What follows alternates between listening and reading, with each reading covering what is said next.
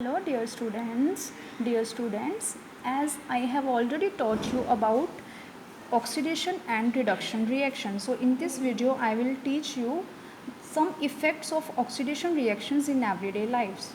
That is कि जो oxidation reactions के हमारे रोज़ाना ज़िंदगी में क्या इफ़ेक्ट पड़ते हैं, क्या क्या इफ़ेक्ट हमें देखने को मिलते हैं, हम उन सभी इफ़ेक्ट्स को इस वीडियो में डिस्कस करेंगे. The very first effect is corrosion.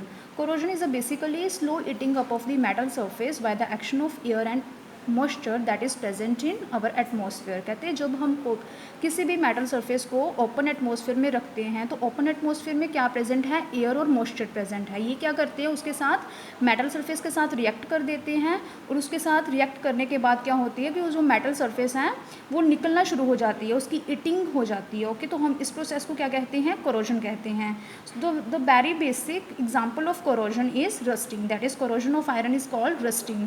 And rust is basically when iron react with oxygen and x moles of water giving rise to iron oxide, and there is a hydrated iron oxide form, that is Fe2O3 dot x moles of water, and this is the chemical formula of rust.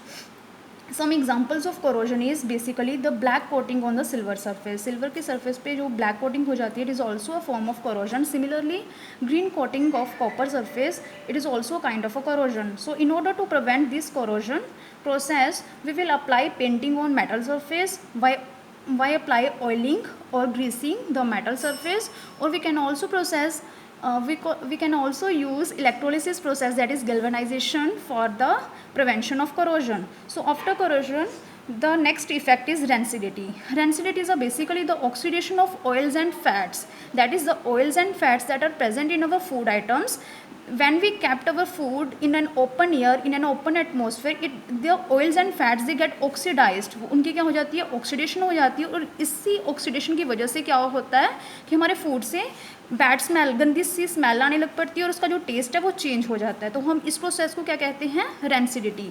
So in order to prevent this rancidity we have to add antioxidant. जो antioxidants ये क्या करेंगे, उसकी oxidation को prevent करेंगे. जो हमारी food items हैं उनको उनकी ऑक्सीडेशन होने से उन्हें रोकेंगे. Okay, by flushing nitrogen. Basically हम क्या करते हैं, जो चिप्स के पैकेट्स होते हैं हम उसमें नाइट्रोजन को फ्लश करते हैं. नाइट्रोजन क्या करती है कि इनर्ट एटमॉस्फेयर प्रोवाइड करती है जिसके साथ ऑक्सीडेशन नहीं हो पाती.